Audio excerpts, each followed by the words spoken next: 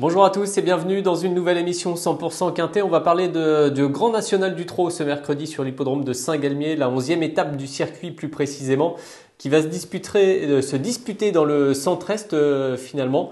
Avec une étape qui, il faut le dire, a mis un petit peu de temps à se dessiner au niveau des partants. Ces derniers jours, c'était un peu incertain et finalement, c'est une étape qui s'avère très intéressante à suivre avec pas mal de bons chevaux au départ, des visiteurs, des locaux aussi qui sont là pour défendre leur chance avec intérêt. On va le voir dans le tableau des partants dans quelques instants. Mais on a vraiment un lot intéressant ce mercredi sur l'hippodrome de Saint-Galmier. Allons-y avec les partants. Ils seront 14 à parcourir 2625 et 2650 mètres puisqu'il y aura deux échelons de départ. Donc le GNT, on touche quasiment au but dans ce GNT 2024 avec cette 11e étape. Je le disais, on pense évidemment déjà à la finale qui aura lieu sur l'hippodrome de Vincennes au mois de décembre. Alors le GNT de Saint-Galmier est composé de 11 concurrents au premier poteau. On commence avec Estrella Fafa, c'est le seul émoji rouge, une jument qui est venue dans la liste des partants très tardivement et avec laquelle on va pouvoir faire l'impasse assez facilement. C'est ensuite d'ores et déjà très intéressant de voir Héroïse de Lanoé au départ de cette course. Elle revient en compétition après une très bonne rentrée sur l'hippodrome de Vincennes. Imploramosin avec Jean-Philippe Duché, je le disais à l'instant, c'est une locale qui va partir avec des ambitions au premier poteau, évidemment. Émoji vert pour cette représentante de Jean-Philippe Duché qui sera à son sulky.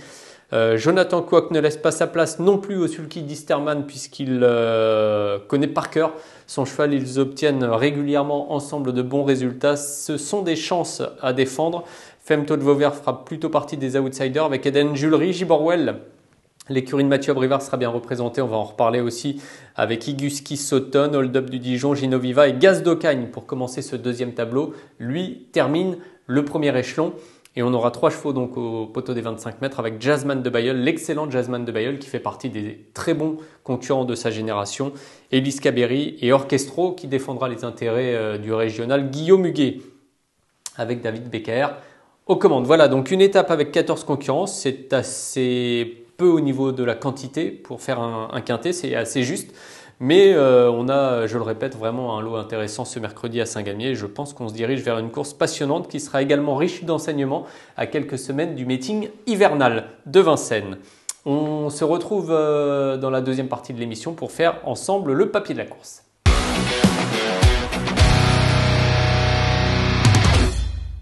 Et donc je vais commencer avec un cheval qui rend 25 mètres. J'ai pris un risque en plaçant Jazzman de Bayeul en tête de mon prono. Le cheval va certainement aussi se préparer et se qualifier surtout en vue de la finale qui aura lieu à Vincennes. Je le disais un petit peu plus tôt dans cette émission. Mais Jazzman de Bayeul, c'est un concurrent de classe qui a gagné avec beaucoup d'autorité lors de sa dernière tentative sur l'hippodrome de Vincennes et qui en 2024 totalise 9 courses, 6 victoires, 2 places et 89% de réussite dans les 5 premiers. On le retrouve en image justement à l'occasion de sa sortie victorieuse dans le prix Émile Bézières le 24 septembre 2024 sur l'hippodrome de Vincennes. On était au niveau groupe 3 sur 2850 mètres et sur la grande piste. Le cheval s'imposait facilement après avoir trotté à l'extérieur d'Hamilton Duham. Il s'imposait avec Franck Nivard déjà au sulky, plaqué des antérieurs. Ce sera également le cas ce mercredi. Trotté une 14-4, mais le chrono n'était pas vraiment révélateur de sa performance puisque le cheval gagnait très facilement. I Can Dream était une excellente deuxième, Hamilton Duham troisième et Inato Piergic, très bien connu dans la région également, était quatrième. Donc voilà, le cheval dominé des concurrents de classe, c'est un cheval habitué à faire cela et qui devrait logiquement très bien courir ce mercredi. Alors, en simple gagnant, ça peut être un risque, mais en tout cas, c'est un cheval qui doit terminer parmi les 3-4 premiers. Je le préfère à Iguski Sauton qui là aussi peut être une base de jeu très intéressante. Pourquoi ? Parce qu'Iguski Sauton en 2024 c'est déjà 9 courses exactement comme Jazzman de Bayeul, mais en revanche 4 victoires et 4 places pour 89% de réussite. Donc on a des chevaux très performants cette année ici au départ de ce quintet de luxe. Il est déféré des 4 pieds, il est très bon droitier. Mathieu Abrivard effectue le déplacement pour lui. Donc vraiment cet Iguski Sauton a beaucoup d'atouts en sa faveur. Imploramosin ensuite pour faire avec les régionaux. D'abord le numéro 3. Je parlais de cette pensionnaire de Jean-Philippe Duché que l'on va revoir au cours de sa dernière tentative.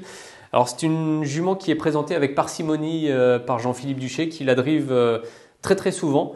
En dernier lieu, au premier poteau, elle a bénéficié d'un engagement très intéressant pour s'imposer avec autorité, mais c'était assez logique finalement de l'avoir gagné 25 mètres devant Gabriela Duhem qui va venir prendre la deuxième place. Il y avait 2 pour 10 au final pour un Ploramosin qui s'imposait avec la casaque qui est passée au nom de Madame Adeline de Senneville, casaque orange et noire pour cette victoire très nette, en 14-8 sur les 2950 mètres de Toulouse. Donc c'était très facile et ça va certainement lui avoir donné beaucoup de morale aussi pour la course de ce mercredi, où elle trouve finalement, après être rentrée tardivement dans les possibles partants, une tâche à sa portée. Easterman, pour faire avec un autre local de cette réunion, Easterman c'est un très bon cheval, très confirmé avec Jonathan Hancock, son entraîneur, qui le présente lui aussi à bon escient, avec parcimonie. Il est déféré des 4 pieds. Tout se présente bien a priori pour Easterman qui en tout cas joue presque à domicile et surtout part en tête dans ce genre d'épreuve. C'est toujours très intéressant comme situation pour lui. C'est un cheval en plus qui est capable d'aller de l'avant. En 2024, c'est 7 courses pour Easterman, 4 victoires et 2 places, donc 86% de réussite. On parlait de chevaux performants cette année. Easterman en fait partie, bien évidemment. Et je vais terminer mon prono avec Orchestro, un autre régional de l'étape. Il rend 25 mètres, Orchestro. On l'a vu à Vincennes. On l'a vu en Suède cette année, on l'a vu fautif dernièrement, mais on ne va évidemment pas lui en tenir rigueur. Il est associé à David Becker, qu'il connaît parfaitement. Il est plaqué devant, il est déféré des postérieurs et le pensionnaire de Guillaume Huguet peut, dans ces conditions, tout à fait terminer parmi les 5 premiers, d'autant que la course qui s'annonce assez rythmée devrait, en théorie, l'avantager. Donc voici pour les 5 favoris. Il y a évidemment une candidature dont il faut parler, que je n'ai pas retenue en 5 chevaux, mais qui attire évidemment l'attention au premier poteau, c'est celle d'Iroise de Lanoé, qui vient de faire une rentrée sur le pied d'une 12 et fraction avec Mathieu Mottier pour l'entraînement de Thomas Lévesque. Donc ça, c'était à Vincennes. La jument revient assez rapidement en compétition. C'est une jument très fragile, mais qui est pétrie de qualité et qui n'aurait qu'à courir 80% de ses meilleurs moyens pour gagner une course de ce genre en partant du premier poteau. Bon, là, il y a quand même quelques interrogations. Elle court rapprochée après une bonne rentrée. Elle va courir sur une piste qu'elle ne connaît pas et sur une piste corde à droite. La piste de Saint-Galmier qui est une piste quand même assez spéciale. Donc voilà, quelques points d'interrogation, mais c'est une candidature évidemment à observer de très près ce mercredi. On se retrouve une dernière fois, on fait le récap du prono et ensuite je vous parlerai d'un coup de cœur qui aura lieu dans une autre épreuve de la Réunion.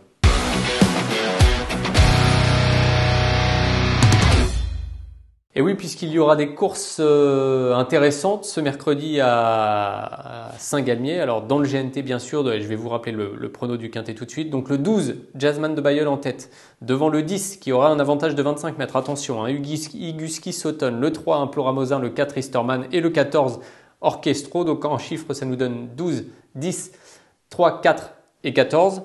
Évidemment, ne pas prendre à la légère la candidature d'Iroise de Lanoé, le numéro 2. Et puis pour le reste de la Réunion, je vais faire confiance à Mathieu Abrivard, là aussi encore un petit peu plus tard dans la Réunion, avec Gilles-Bourg de Fontaine, le 507, qui je pense trouve un engagement très favorable et devrait logiquement lutter pour le succès.